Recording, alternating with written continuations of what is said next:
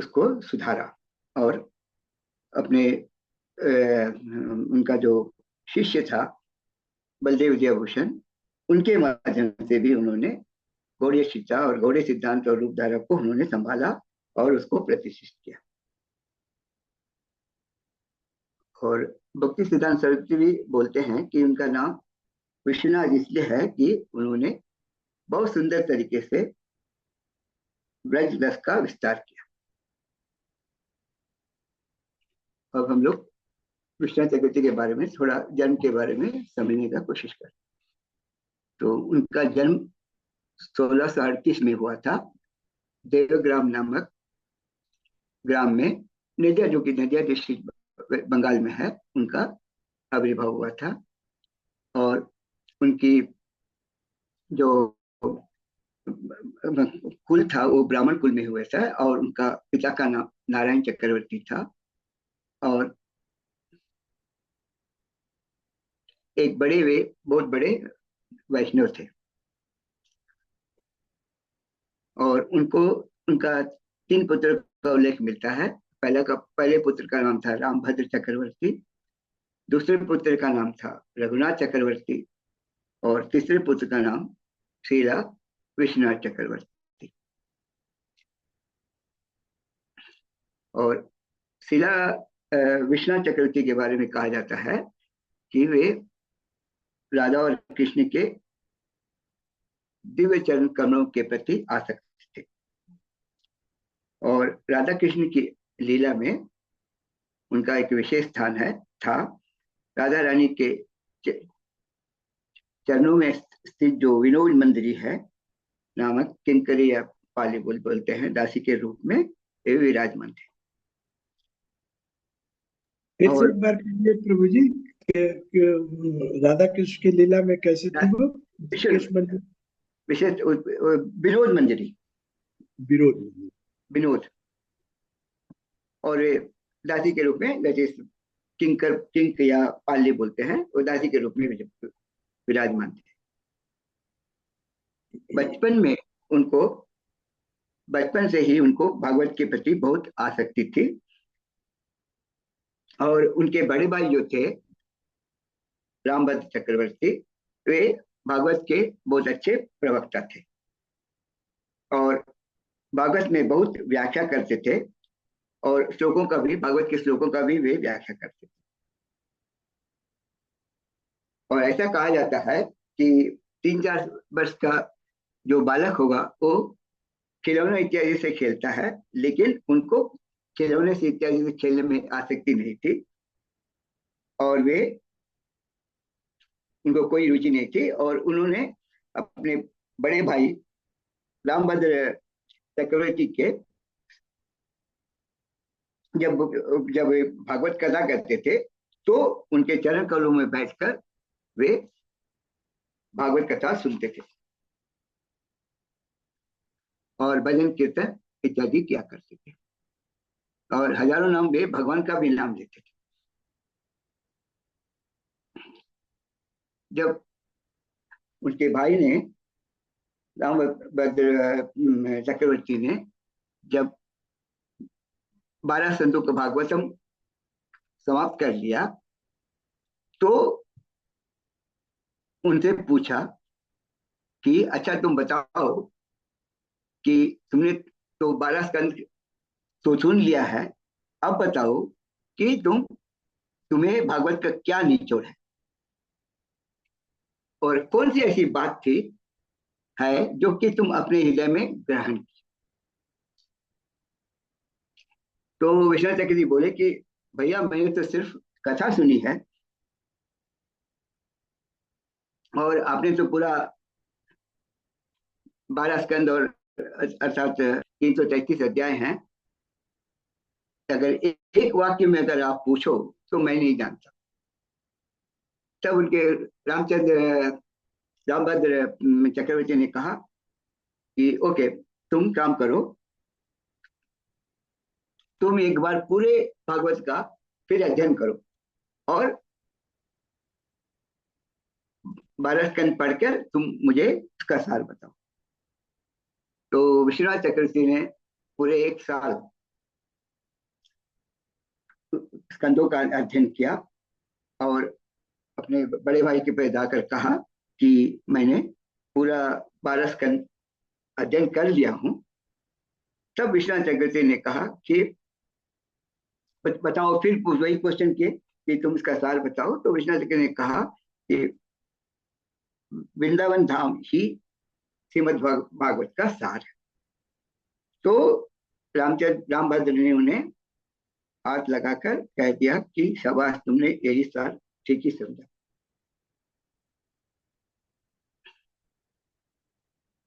उसके बाद हम लोग कुछ लीला में आते हैं। जब वे 7 साल के थे तो एक दिग्गज पंडित शिरोमणि दिग्विजय नाम का पंडित नदिया में आए और उनके हाथ में एक विजय पत्र थी।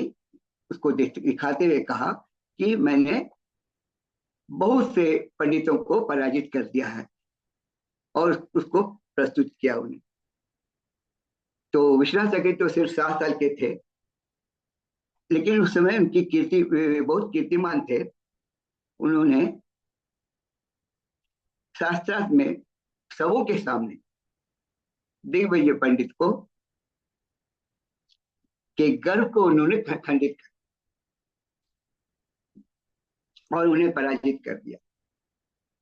तो दिग्विजय पंडित, इससे क्या हुआ, उनको बहुत दुख लगा और वे एक स्थान पर बैठकर रोने लगे। जैसा कि स्वाभाविक है कि अगर मान लीजिए कि हम लोगों को कोई इंसल्ट कर देता है और लोगों के सामने सामाजिक तौर पर, तो हम लोग को इसका बहुत दुख होता है। तब उसी समय विश्वनाथ चक्रवर्ती के बड़े भाई उसके कंधे पर हाथ, दिग्विजय पंडित के हाथ में कंधे पर हाथ रखकर कहा, क्यों चिंता करते हो?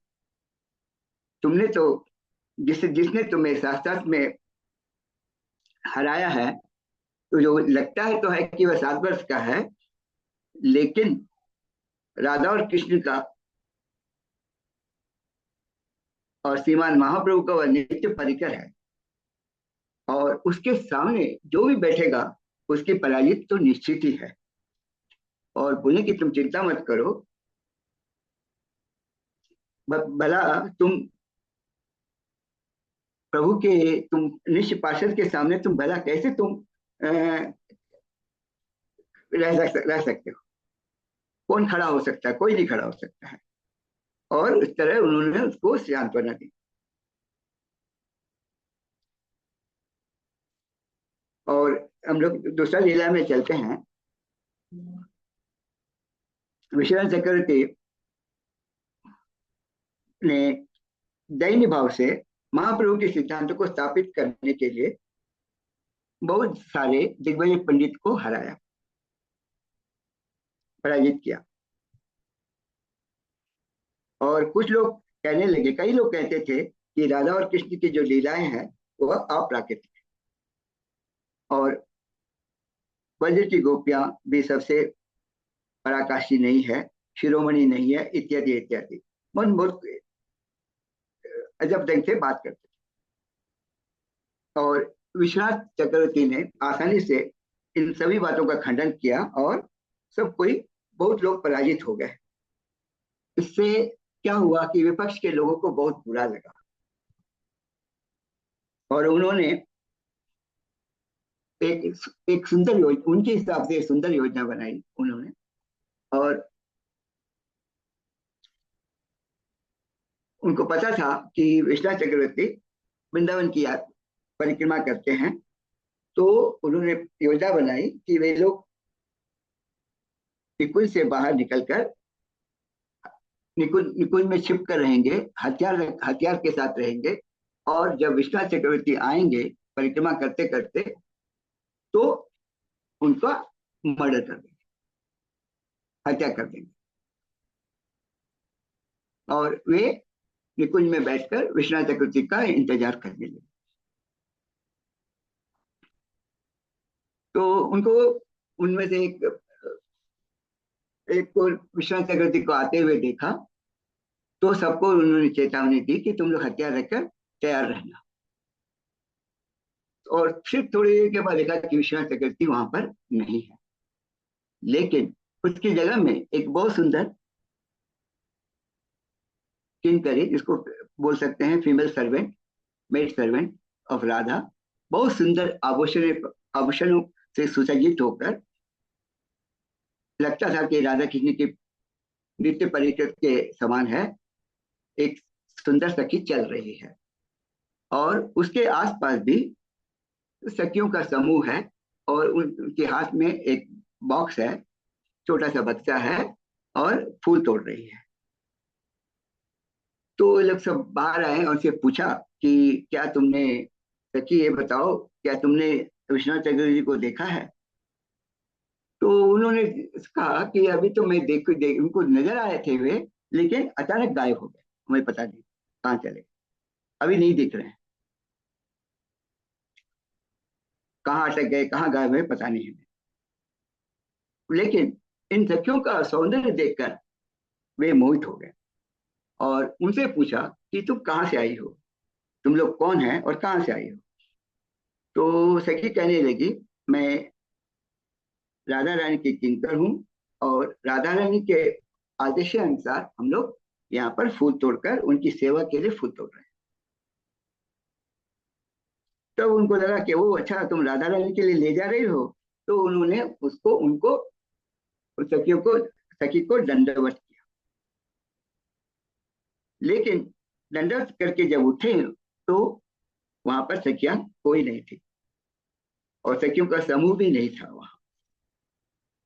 लेकिन वहां पर विश्वनाथ चक्रवर्ती ठाकुर जी अपने माला की झोली में हाथ लगाकर खड़े थे। उनको सबको आश्चर्य हुआ कि ये कैसे हो सकता है कि अपने, अब क्या हुआ कि अपने नित्य मंदिर के रूप में वे प्रकट हो गए।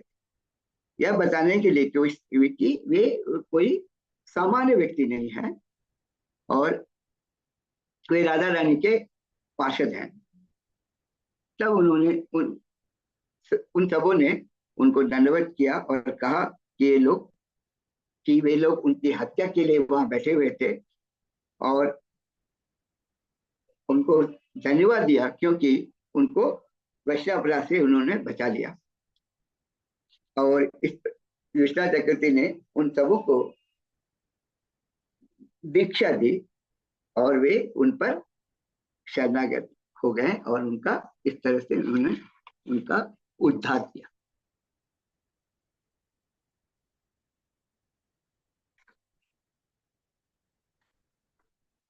और एक ये कथा है जो कि मेरे महाराज को बहुत ही पसंद है, कि वो बताते हैं कि काम गायत्री के महत्व के बारे में का प्रकट कैसे किए उन्होंने। सो वे राधाकुंड के तट पर एक बार मंत्रा दीपिका का रचना कर रहे थे और उसमें उनको एक डाउट आ गया। तो जो शीला कविराज गोस्वामी जो थे, जो चैतन्य चरितार्थ में लिखे थे कि काम गायत्री में 24.5 अक्षर है। और हम लोग जैसा जानते हैं कि कृष्णदास कविराज गोस्वामी श्रीमती राधा रानी के भी घनिष्ठ सहयोगी भी थे, क्योंकि वो डायरेक्ट उनसे उनका कांटेक्ट था और उनके हृदय में बसा हुआ था राधा रानी। लेकिन विश्वनाथ चक्रवर्ती को यह समझ में नहीं आया कि कविराज गोस्वामी ने कैसे 24.5 अक्षर के 25 अक्षर के बजाय 24.5 लिखे हैं। और वे बहुत व्याकुल हो गए और उन्होंने सोचा कि अगर नहीं समझ में आएगा तो मैं अपना प्राण त्याग दूं। लेकिन आधी रात में जब वे सो रहे थे तो श्रीमती राधा रानी उनके सपने में प्रकट हुई और उनके पास बोली कि हे विश्वनाथ, हे हरिवल्लभ, उठो। जो कृष्णदास कविराज जो लिखा है वह सत्य है। वे मेरे घनिष्ठ गोपी हैं, आप कृपा करके उनको उस पर संदेह मत करिए।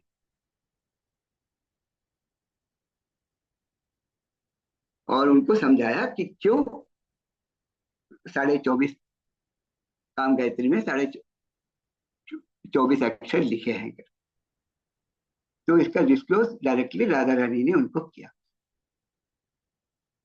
और एक कथा आती है कि जब इसका जो मंदिर है, इस क्या बोलते हैं, व्हाट इज, जो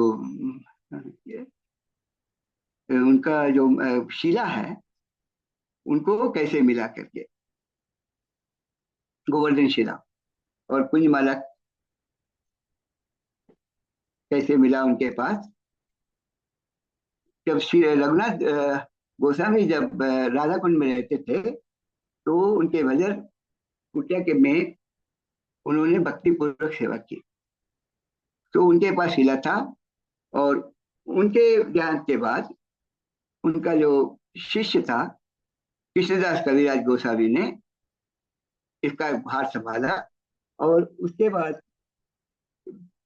कविराज गोस्वामी जब प्रकट हो गए, तो उनके शिष्य जो है मुकुंद दास ने उस शिला की सेवा प्राप्त की। और उसके बाद क्या हुआ, गंगा नारायण की चक्रवर्ती जो महर्षि की बेटी जो थी विष्णु प्रिया, उनका एक बेटी था कृष्ण प्रिया ठाकुरानी, उसको गोवर्धन शिला मिला। और गोवर्धन शिला उसके बाद मुकुंद दास से मिला। उसके बाद जब विष्णु के कृष्ण प्रिया ठाकुरानी जब बहुत वृद्ध हो गई, तो उसने शिला को इस शिला को विश्वनाथ चक्रवर्ती ठाकुर को महाशय को सौंपी। तो अभी जो शिला है वो गोकुलानंद टेम्पल जो है, मूर्ति जो है, मंदिर जो है, उसके बगैर उसके साथ रखा हुआ है, अभी भी हम लोग देख सकते हैं। और उन्होंने इस मंदिर की स्थापना वृंदावन में की।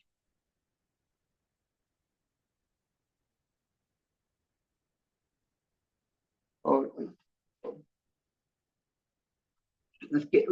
और उनका ऐसा उसके बाद उनका जो लिटरेचर है उन्होंने 40 से ज्यादा संस्कृत भाषा में उन्होंने ग्रंथों को लिखा, जिसमें माधुरी कदम्बनी, चमत्कार चंद्रिका, राजवचम चंद्रिका, संकल्प धूम इत्यादि हैं। और इनके अलावा उन्होंने कई शास्त्रों का पर टीका भी लिखे हैं, जैसा भागवत का टीका सारा दर्शनी टीका, भगवत गीता का टीका सार वर्षिणी टीका। और इसलिए उनका नाम ऐसा बोला जाता है कि सार क्यों लिखा, सब में सार है। इसलिए जबकि उन्हें बड़े भाई ने जब श्रीमद भागवतम से पूछा कि इसका सार क्या है बताओ, तो वो सार प्रॉब्ली उसका सार का अर्थ क्या है करके पूछे थे ना, तो इसलिए उसका में सार जो ये बैठ गया था वर्ड, वो सार दर्शनी, इसलिए सार अर्थ दर्शनी, सार वर्षिणी टीका इत्यादि नाम दिया। और इसके अलावा उन्होंने व्रज रीति चिंतामणि नामक ग्रंथ प्रस्तुत किया, जिसमें वृंदावन धाम के विशेष लीला शैली का और लीलाओं का भी, राधा कृष्ण के लीलाओं का भी विस्तार वर्णन है। और उन्होंने रूप गोस्वामी के भक्ति लता अमृत सिंधु पर टीका लिखा है, उज्जवल लीलामणि पर टीका लिखा है, लघु भागवतम पर टीका लिखा है, और नरोत्तम दास ठाकुर के प्रेम भक्ति चंद्रिका पर भी टीका लिखा है। और कवि कर्णपुर के ग्रंथों में भी उन्होंने टीका लिखी है। और देखिए एक चीज, भक्ति रसामृत सिंधु जो नाम दिए थे उसको उन्होंने नाम दिया टीका का भक्ति रसामृत सिंधु। सिंधु नहीं देकर उन्होंने भक्ति रसा बिंदु नाम दिया। तो उनका ही वॉज वेरी हम्बल। तो उनको लग रहा था कि सिर्फ मैं तो एक सिर्फ कणिका ही दे सकता हूँ, एक छोटा सा कणिका ही दे सकता हूँ। सिंधु का मतलब हो गया ग्रेट रिवर, ओशन बोलते हैं। तो मैं उतना तो नहीं है, मैं तो बहुत छोटा कण ही दे सकता हूँ करके, इसीलिए उनका इसका नाम जो रखा उसका उसका नाम बिंदु रखा।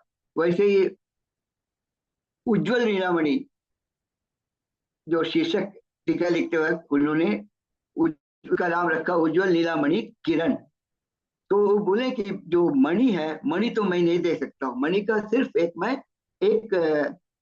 मणि तो एक बहुत बड़ा दिव्य रत्न के समान है, लेकिन मैं यही दे सकता हूँ कि मणि से जो उद्धृत होता है एक छोटा लेश मात्र किरण, उसको ही मैं प्रस्तुत कर रहा हूँ। इसलिए उन्होंने इस किताब का नाम उन्होंने उज्जवल नीलामणि किरण रखा। और वो ऑलवेज बोलते थे कि मेरा इससे ज्यादा कोई सामर्थ्य नहीं, वो मेरे हम्बल थे।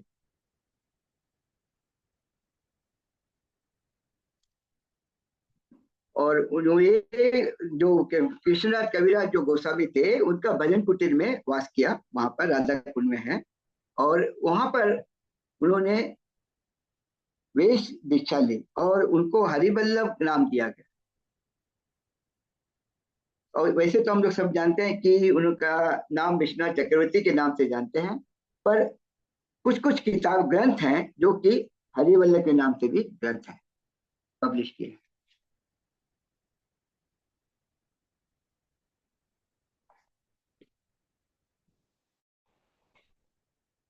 और उनका और एक जगह में ऐसा मिल मिला हमको कि इसके गुरु राधा रमन चक्रवर्ती थे, जो कृष्ण चरण चक्रवर्ती के शिष्य थे और गौरांग प्रभु के शिष्य परंपरा से जुड़े हुए। ये भी हमको।